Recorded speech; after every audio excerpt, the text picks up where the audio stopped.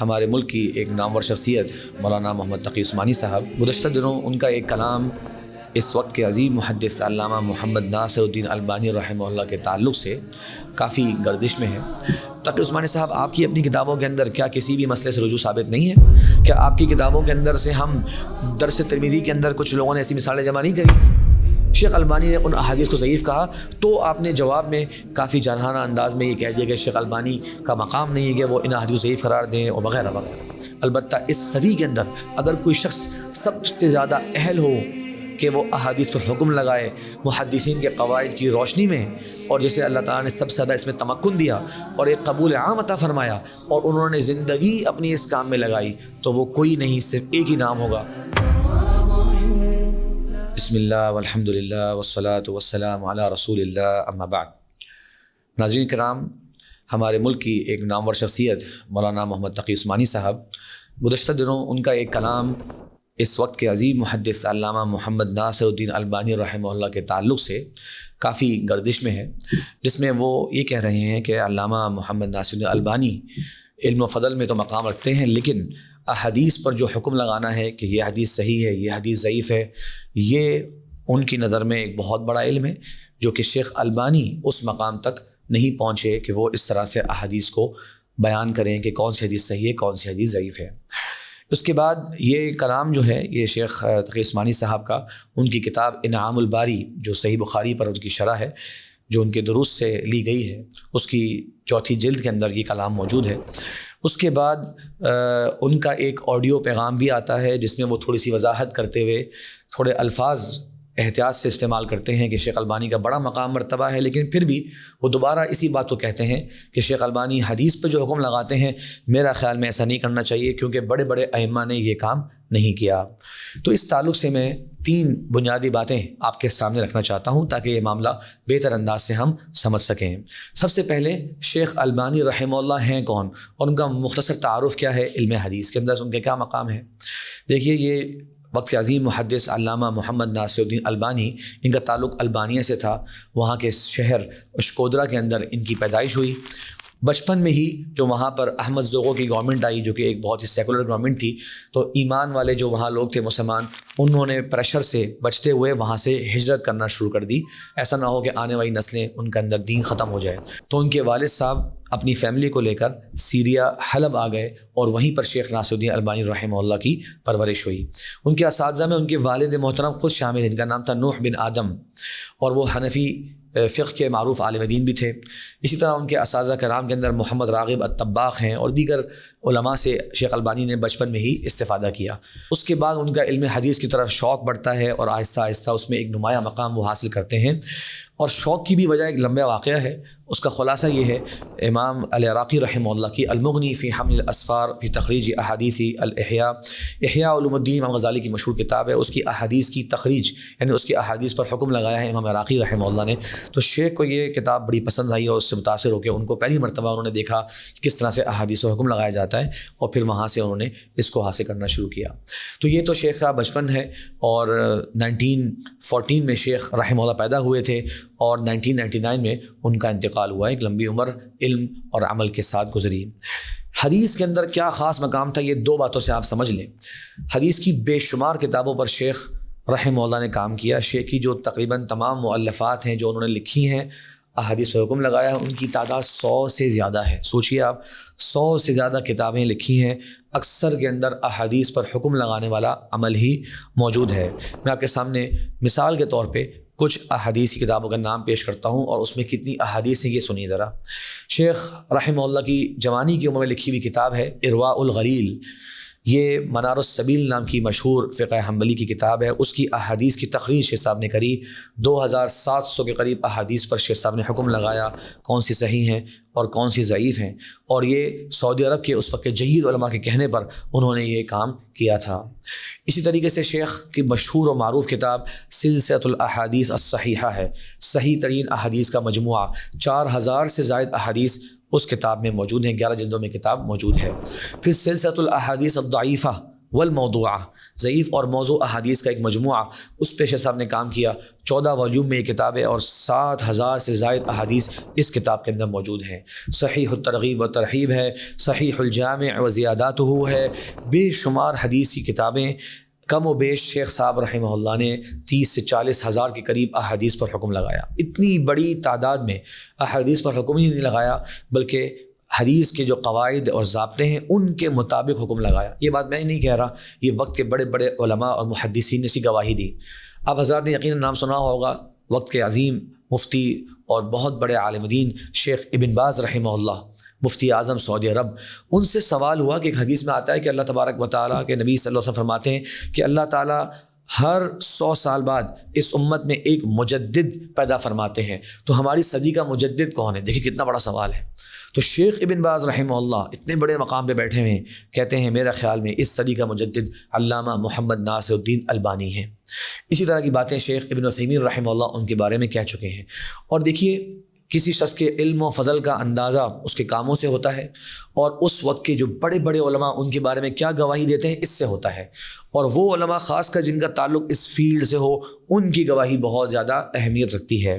شیخ البانی کا علم و فضل خالی یہاں تک محصور نہیں رہا، بلکہ وہ بڑی بڑی کمیٹیز، بہت سارے اداروں نے انہیں کام کی آفر کری اپنے ساتھ حدیث کے کام۔ تو کلیت الشریعہ ہے دمشق کے اندر، انہوں نے 1955 میں، جس وقت شیخ البانی رحمہ اللہ کی عمر 40-45 سال تھی، اس وقت شیخ صاحب کو کہا کہ ہمارا ایک انسائکلوپیڈیا ہم نکال رہے ہیں احادیث پر، آپ اس کو نگرانی کریں، آپ اس پروجیکٹ کو ہیڈ کریں۔ اسی طرح اور بھی مختلف اداروں میں، جامعہ سلفیہ بنارس کے اندر انہوں نے شیخ الحدیث بننے کا شیخ البانی کو کہا اور اپنے پاس بلایا۔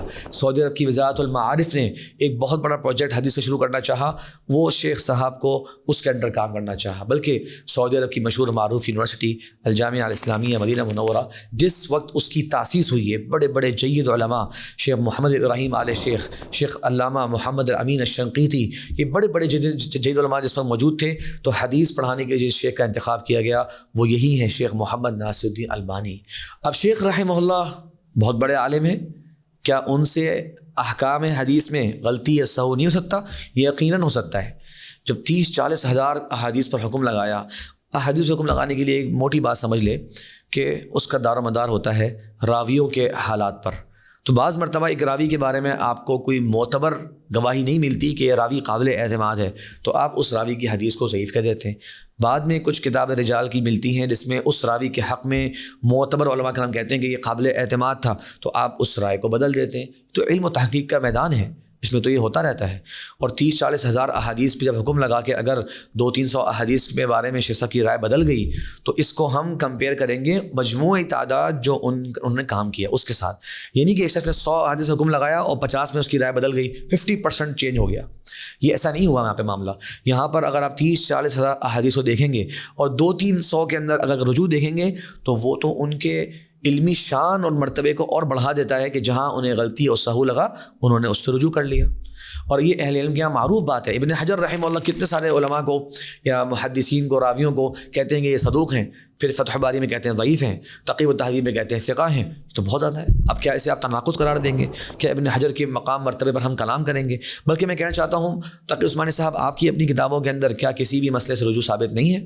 کیا آپ کی کتابوں کے اندر سے ہم درس ترمذی کے اندر کچھ لوگوں نے ایسی مثالیں جمع نہیں کری کہ جہاں پر آپ نے ایک راوی کو صحیح کہا اس کے حدیث کو، دوسری جگہ اس راوی کے حدیث کو ضعیف قرار دے دیا، دوسری جگہ آپ نے اس کو ثقہ کہا، ایک جگہ آپ نے اس کو صدوق کہا؟ یہ تو آپ کی ایک کتاب کی روشنی کے اندر ہم اس طرح کی مثالیں بعض پیش کی جا سکتی ہیں۔ تو شیخ رحمہ اللہ کا اتنا بڑا مقام مرتبہ، اور اس کی مثال کے طور پہ ہم ایک دو یہ مثالیں دیں کہ دیکھیں جناب وہ اپنی بات سے کہیں نہ کہیں رجوع کر لیتے ہیں، یا ایک جگہ یہاں ایسے کہا دوسری جگہ ایسے کہا، تو یہ ایک مجموعی طور پر یہ بات کہنا بالکل درست نہیں۔ یہ تو تمام اہل علم کا یہ مثالیں اس کی مل جائیں گی، اور علماء کے طبقے کے اندر یہ کوئی معیوب بات ہوتی بھی نہیں ہے۔ آخری بات ان کے علم فضل کے تعلق سے میں یہ بھی کہہ دوں آپ کے سامنے کہ کنگ فیصل ایوارڈ 1999 میں شیخ البانی رحمہ اللہ کو دیا گیا، اور آپ حیران ہو جائیں اس ایوارڈ میں یہ عبارت لکھی گئی کہ چونکہ انہوں نے علم حدیث کی صحت اور ضعف کا کام کیا اور انتہائی اعلیٰ درجے کا یہ کام کیا، اس کی وجہ سے انہیں یہ انعام دیا جا رہا ہے۔ اپنی 100 کتابیں جو انہوں نے لکھی، 100 سے زائد کتابیں، ان سب میں علم حدیث پر اس طرح کا کام انہوں نے کیا۔ یہ ان کا نمایاں اور منفرد مقام ہے جس کو ریکگنائز کرتے ہوئے اتنے بڑے فورم سے ان کو یہ انعام ملتا ہے۔ اب آتا ہوں دوسری بات کی طرف جو بہت اہم ہے۔ تقی عثمانی صاحب نے مثال دیتے ہوئے یہ کہا کہ ہمارے علماء کا طریقہ یہ رہا ہے محدثین کا کہ وہ حدیثوں پر حکم نہیں لگاتے، وہ کہہ دیتے ہیں کہ اس کے رجال معتبر ہیں، اس کے سند کے راوی قابل اعتماد ہیں، اس طرح کی بات شیخ صاحب نے کہی۔ جواب یہ ہے کہ یہ بات درست نہیں ہے۔ ہمارے یہاں دونوں طریقے رائج ہیں، علماء حدیث نے دونوں انداز استعمال کی ہیں۔ کبھی کبھی خالی سند پہ حکم لگا دیتے ہیں، اسنادہ حسن اسنادہ صحیح کہہ دیتے ہیں، یا رجالہ رجال الصحیح رجالہ رجال السنن وغیرہ وغیرہ اس طرح کے الفاظ استعمال کر لیتے ہیں جو کہ راوی پر حکم ہے۔ اور دوسرا طریقہ وہو حدیث صحیح وہو حدیث حسن، یہ بھی بکثرت محدثین استعمال کرتے آئے ہیں۔ میں آپ کے سامنے کچھ نام لیتا ہوں، ان کی بڑی بڑی کتابیں ہیں، یقین جانیے میں حیران ہوں کہ مفتی صاحب جیسی شخصیت نے اس طرح کی بات کیسے کہی، کیونکہ یہ جو میں نام آپ کے سامنے لے رہا ہوں ان کی ایک نہیں 20 کتابیں ہیں، ان 20 کتابوں کے اندر ہزاروں احادیث پر ان کے احکام موجود ہیں، ہزاروں احادیث۔ میں آپ کے سامنے 5-6 نام لیتا ہوں، آپ ان ناموں کو سرچ کریں، خاص کر جو طالب علم ہیں سرچ کریں، دیکھیں ان کی کتابیں نیٹ پر موجود ہیں، ان کتابوں میں کیا احادیث پر حکم ملتا ہے کہ نہیں ملتا۔ دیکھیے امام النووی رحمہ اللہ، امام البوصیری رحمہ اللہ، امام عبد الرحیم ابن الحسین العراقی رحمہ اللہ، امام ذہبی رحمہ اللہ، امام ابن عبد الہادی رحمہ اللہ، امام ابن حجر رحمہ اللہ، بلکہ معروف حنفی امام العینی رحمہ اللہ، ان سے پہلے امام الزیلعی رحمہ اللہ، یہ بڑے بڑے ہمارے ائمہ محدثین گزرے ہیں، ان کی ایک نہیں کئی ساری کتابیں ہیں جس کے اندر باقاعدہ یہ احادیث پر حکم لگاتے ہوئے کہتے ہیں وہ حدیث حسن وہ حدیث ضعیف وہ حدیث صحیح، بڑی بڑی کتابیں۔ امام ابن حجر کی التلخیص الحبیر بہت ہی معروف مشہور کتاب ہے، ہر دوسری حدیث کے اوپر انہوں نے حکم لگایا ہوا ہے۔ تو یہ شیخ صاحب کا کہنا کہ ہمارے علماء کا طریقہ نہیں ہوتا، یہ بڑی ہی عجیب بات ہے۔ آخر میں یہ بات کہنا تو نہیں چاہتا تھا لیکن بطور مثال کہنی پڑے گی، اور وہ یہ ہے کہ شیخ تقی عثمانی صاحب نے ایک کتاب پر تحقیق کا کام کیا ہے، اعلاء السنن، جو کہ معروف عالم حدیث ظفر تھانوی عثمانی صاحب کی کتاب ہے، 22 جلدوں میں ضخیم کتاب ہے جس میں فقہ حنفی سے متعلقہ احادیث پر حکم لگائے گئے ہیں۔ میں حیران ہوں کہ شیخ صاحب کے سامنے اتنی بڑی کتاب جب موجود ہے جس پر انہوں نے خود تحقیق کا کام کیا ہے، جس کے ہر دوسرے پیج پر ظفر احمد تھانوی صاحب احادیث پر حکم لگا رہے ہیں۔ میں نے ویسے کتاب کھولتے ہوئے جلد نمبر 5 کا صفحہ نمبر 18 کھولا، آپ بھی چیک کر لیجئے، میرے پاس اس کی کاپی موجود ہے۔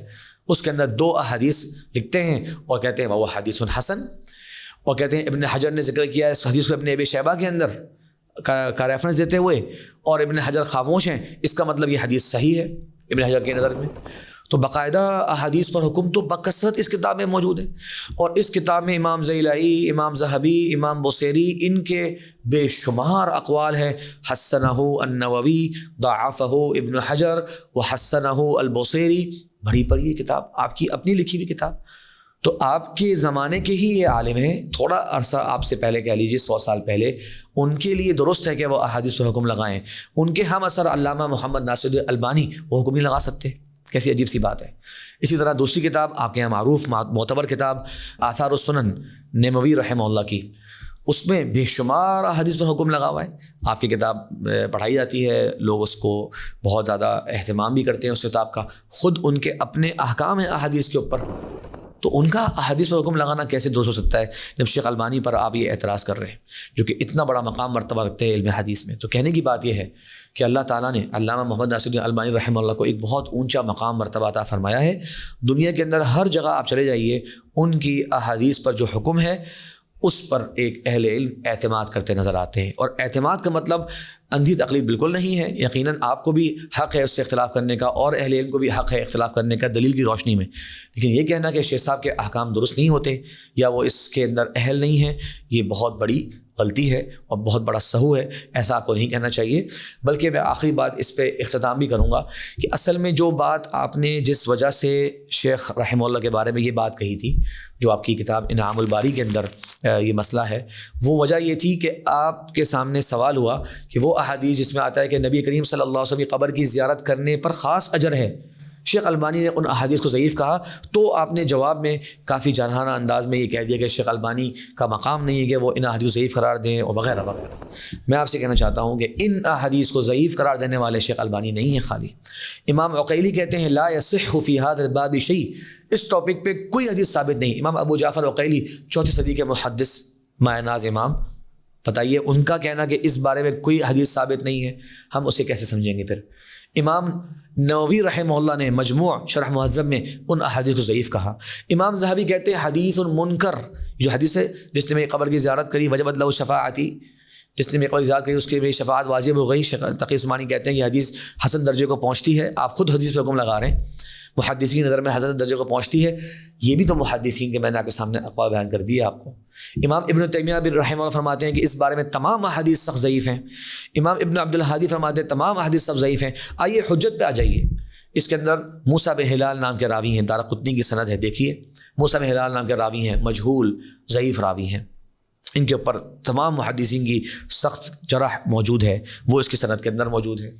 دوسرے نام کے راوی جو ہیں عبداللہ بن عمر العمری، جمہور محدثین کے یہاں وہ ضعیف ہیں۔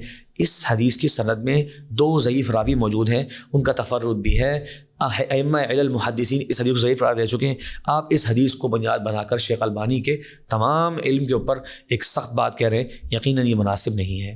تو بات کہنے کا مقصد یہ ہے کہ شیخ البانی رحمہ اللہ کو اللہ نے ایک بڑا مقام مرتبہ دیا، ہاں وہ تمام دیگر اہل علم کی طرح ان کی بات لی بھی آ سکتی ہے اور چھوڑی بھی آ سکتی ہے، البتہ اس صدی کے اندر اگر کوئی شخص سب سے زیادہ اہل ہو کہ وہ احادیث پر حکم لگائے محدثین کے قواعد کی روشنی میں، اور جسے اللہ تعالیٰ نے سب سے زیادہ اس میں تمکن دیا اور ایک قبول عام عطا فرمایا اور انہوں نے زندگی اپنی اس کام میں لگائی، تو وہ کوئی نہیں، صرف ایک ہی نام ہوگا، محمد ناصر الدین البانی رحمہ اللہ رحمۃ واسعہ۔ تو ان پر اس طرح کی بات کہنا بالکل درست نہیں۔ اللہ سے دعا ہے کہ اللہ تبارک و تعالی ہمیں صحیح معنوں میں اہل علم کی قدر پہچاننے اور ان کے چھوڑے ہوئے علمی ذخیرے، ان کے کاموں سے استفادہ کرنے کی توفیق عطا فرمائے۔ وآخر دعوانا ان الحمد للہ رب العالمین۔